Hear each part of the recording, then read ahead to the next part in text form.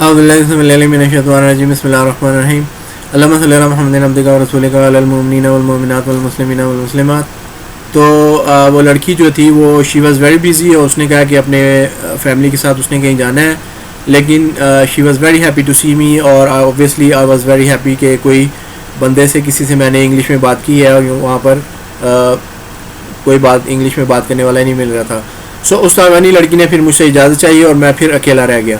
اس لڑکی سے بات کر کے مجھے کتنی خوشی ہوئی یہ میں بیان نہیں کر سکتا تھا. آپ ذرا اندازہ کریں کہ آپ کسی جگہ سیر و تفریح کے لیے جائیں اور پورا ایک دن اور ایک رات جو ہے آپ وہاں پر کسی سے بات ہی نہ کر سکیں, اور تو تفریح کیسی ہوگی اور سیر کیسی ہوگی. اس لیے جب وہ تائیوانی لڑکی مجھے ملی تو مجھے کافی تسلی ہو گئی تھی. وہ میرے لیے ہوا کے کسی تازہ جھونکے کی طرح تھی جو آئی بھی اور چلی بھی گئی. اب اس کے جانے سے وہی میرا اکیلا پن اور میں. بینکاک میں ہزاروں کی تعداد میں ٹورسٹ پوری دنیا سے آتے ہیں اور اکثریت میجورٹی انگلش بولتی ہے, لیکن تائیوان میں مجھے ایک تو کوئی ٹورسٹ بہت کم نظر آئے, کوئی نہیں.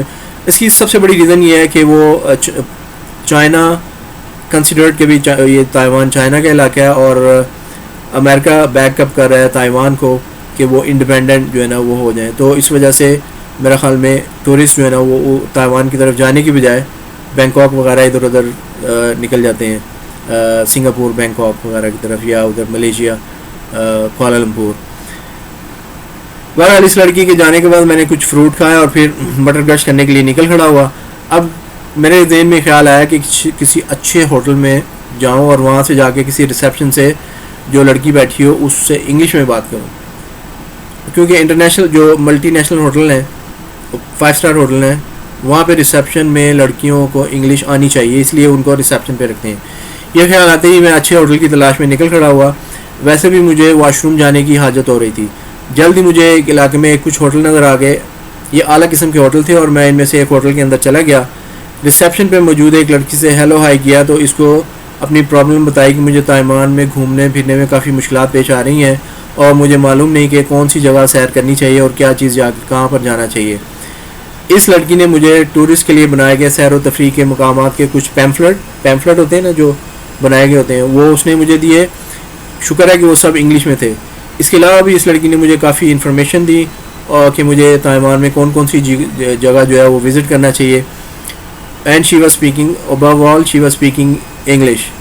میں نے اس کا شکریہ ادا کیا اور ہوٹل سے باہر آ گیا. میں واپس اپنے ہوٹل جانا چاہتا تھا لیکن مجھے معلوم نہیں تھا کہ میں کہاں ہوں اور میرا ہوٹل کہاں تھا. میں نے اپنے ہوٹل کے کچھ کارڈز جو تھے وہ اپنے پاس رکھ لیے تھے. وہ میں نے ایک ٹیکسی والے کو دکھایا اور وہ ٹیکسی والا مجھے میرے ہوٹل لے گیا جو کہ زیادہ دور نہیں تھا. تائیوان شہر جو ہے ایک کمپیکٹ قسم کا شہر ہے, زیادہ ڈسٹنس نہیں ہے. ٹھیک ہے, تائیوان جو اب خود ایک بہت بڑا کنٹری نہیں ہے, اس کے اندر جو سٹی ہے تائیوان سٹی جو شہر ہے وہ بھی بہت بڑا شہر نہیں ہے. اس لیے ایک جگہ سے دوسری جگہ جانے میں ٹیکسی کا کرایہ بھی بڑا مناسب ہوتا ہے اور آپ کو حیرت ہوتی ہے کہ اتنا کم کرایہ. میں نے ہوٹل پہنچ کے کچھ دیر آرام کیا, کچھ پلاننگ کی کہ کس طرح اپنا تائیوان کا سفر زیادہ سے زیادہ انجوائبل بنا سکتا تھا. اب میرے ہاتھ میں پیمفلٹ آ گئے تھے اور میں کافی مقامات کی سیر کر سکتا تھا. صرف ٹیکسی والے کو پیمفلٹ دکھانے تھے اور مجھے ان مقامات پہ لے جاتا. یہی سوچ کر میں ہوٹل سے ایک مرتبہ پھر باہر آ گیا. اس مرتبہ میرا رخ ایک ریلوے اسٹیشن کی طرف تھا. میرا خیال تھا کہ ریلوے اسٹیشن پر پوسٹ کارڈ مل جاتے ہیں اور نزدیک ہی کہیں سے پوسٹ آفس بھی ہوگا, اس لیے پوسٹ کارڈز لے کے گھر پوسٹ کر دوں گا. ٹیکسی والے کو ٹرین اسٹیشن کا سمجھانے میں زیادہ مشکل پیش نہیں آئی اور پہلے کی طرح اسٹیشن زیادہ فاصلے پہ نہیں تھا, تو میں تائیوان اسٹیشن پہ پہنچ گیا. تائیوان میں پبلک ٹرانسپورٹ کا ایک بہت بڑا ذریعہ سائیکل اور موٹر سائیکل بھی ہیں. لڑکیاں عورتیں مرد سبھی سائیکل اور موٹر سائیکل استعمال کرتے ہیں اور کسی کو کوئی شرم محسوس نہیں ہوتی. شہر کے مڈل میں ایک بہت بڑا ٹاور ہے, اٹس کالڈ 101 ٹاور. اس کو 101 ٹاور کہا جاتا ہے اور اس کے نیچے ایک بہت بڑا شاپنگ سینٹر ہے. تائیوانی حسینہ. بہرحال میں ریلوے اسٹیشن پہنچ گیا اور پوسٹ کارڈز ڈھونڈنے لگا. نہایت ہی صاف ستھرا ریلوے اسٹیشن تھا, کوئی بے ہنگمی نظر نہیں آئی. لوگ بڑے پرسکون طریقے سے آ جا رہے تھے اور ٹرین اسٹیشن میں 2 یا 3 سٹوری لیول تھے اور وہاں پر ٹرین چلتی تھی. ایک لیول پہ, دوسرے لیول پہ, 3 لیول پہ, اس طرح سے وہاں پہ ٹرین چلتی تھی.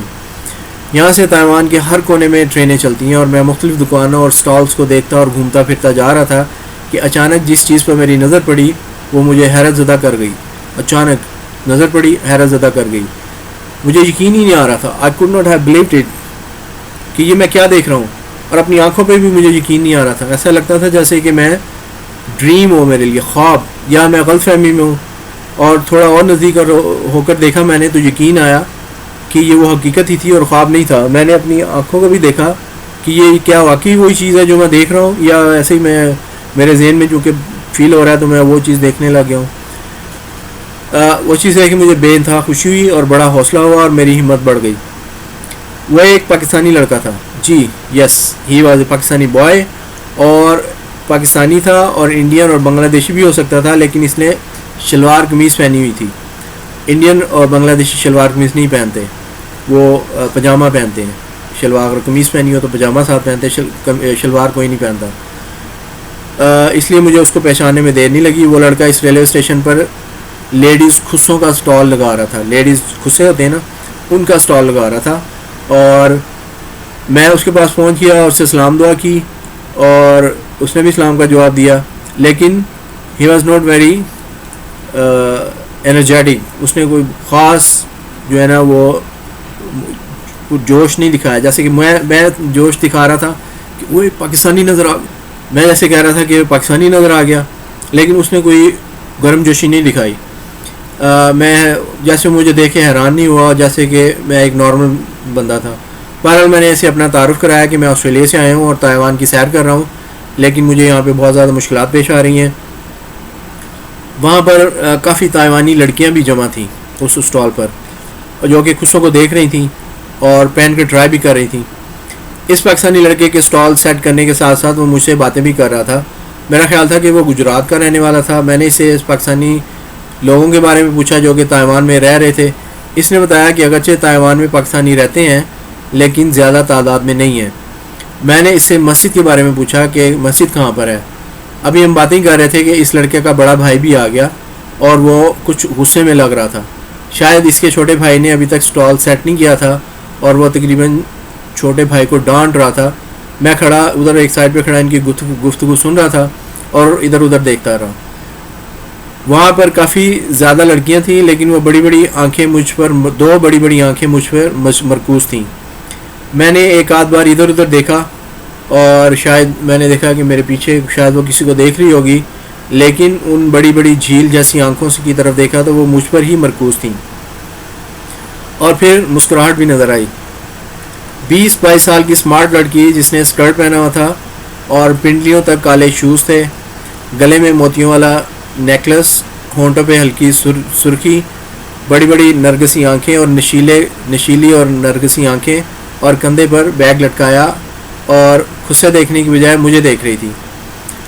اب میں ان دونوں بھائیوں کی گفتگو بھی بھول گیا اور اس تائیوانی حسینہ کی طرف متوجہ ہو گیا. اب اس کی مسکراہٹ ہنسی میں بدل گئی تھی. میں نے اپنے پیچھے دیکھا کہ کہیں وہ میرے پیچھے کسی اور کی طرف تو نہیں متوجہ, لیکن میرے پیچھے کوئی بھی نہیں تھا.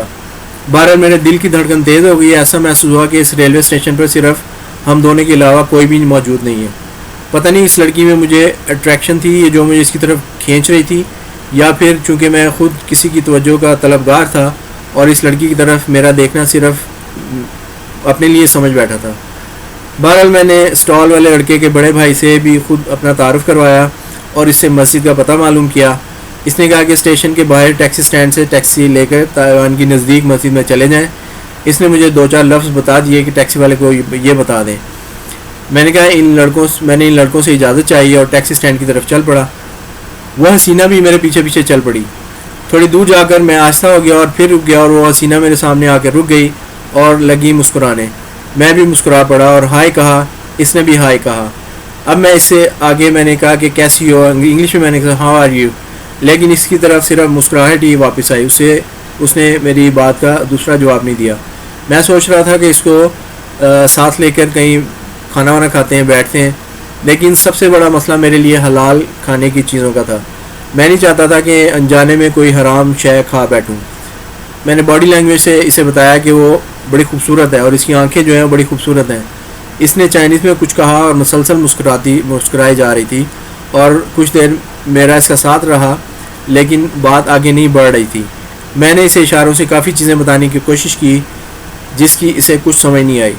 میرے ذہن میں تھا کہ اسے اپنے ساتھ لے چلوں، لیکن میں تو وہاں مسجد میں جا رہا تھا اور اس کے کپڑے ایسے نہیں تھے کہ وہ مسجد میں جا سکتی۔ بس پھر ادھر ادھر ہی میں نے اس حسینہ سے اجازت چاہی اور ٹیکسی سٹینڈ کی طرف آ گیا۔ اگرچہ وہ خوش نظر نہیں آ رہی تھی لیکن میرے پیچھے نہیں آئی، لیکن میں نے ٹیکسی سٹینڈ پر پہنچ کر ایک ٹیکسی والے کو وہی الفاظ بتائے جو کہ لڑکے نے مجھے بتائے تھے۔ اس ٹیکسی میں بیٹھ کر مسجد کی طرف روانہ ہو گیا۔ سڑکیں کشادہ اور کم ٹریفک والی تھیں اور 10 منٹ سے بھی کم عرصے میں ہم ادھر پہنچ گئے۔ اچھا، اب جب ہم وہاں پہ پہنچے تو آئی واز سرپرائز ٹو سی کہ وہ مسجد تو نہیں تھی، وہ چرچ تھا وہاں، کیونکہ مجھے وہاں پہ سلیپ نظر آئی، کراس ہوتی ہے نا وہ نظر آئی۔ تو وہ اب جو ٹیکسی والا تھا اس کو ڈیفرینشیشن کرنے کا نہیں پتہ تھا نا کہ چرچ اور مسجد میں کیا فرق ہے، تو وہ مجھے چرچ کی طرف لے گیا۔ اس لیے پھر میں نے جو ہے نا وہ میں نے فوراً ٹیکسی والے کو بتایا کہ یہ مسجد نہیں ہے، میں نے ادھر نہیں جانا، میں نے مسجد میں جانا ہے، اور میں نے اسے باڈی لینگویج میں بتایا۔ جب اس نے پھر مجھے ٹیکسی میں بیٹھنے کا اشارہ کیا اور پھر اگلی جانب چلا گیا۔ بالکل ہی نزدیک مسجد بھی نظر آ گئی۔ مسجد کو دیکھ کر میں بہت خوش ہوا اور جلدی سے ٹیکسی والے کو پیسے دے کے مسجد کی جانب چلا گیا۔ اگرچہ مسجد کا ڈیزائن چائنیز عمارتوں جیسا ہی تھا، لیکن کہیں کہیں محراب بھی بنے ہوئے تھے جو مسجد کے محراب ہوتے ہیں، جن سے پتہ چلتا تھا کہ یہ کوئی اسلامی عمارت ہے۔ میں مسجد کے اندر گیا۔ مسجد کافی کشادہ اور صاف ستھری تھی۔ مسجد کا ہال کافی بڑا تھا اور مسجد میں داخل ہونے کے لیے پہلے سے بہت بڑا سین تھا۔ ادھر ہی کچھ مقامی مسلمان مسجد کے اندر اور باہر سین میں تھے۔ میں وضو کر کے مسجد کے اندر چلا گیا۔ شاید عصر کا وقت تھا۔ میں نے جماعت کے ساتھ نماز ادا کی۔ اگر مسجد کافی بڑی تھی، اگرچہ مسجد کافی بڑی تھی، لیکن نمازیوں کی تعداد زیادہ نہیں تھی۔ کافی سکون تھا مسجد میں۔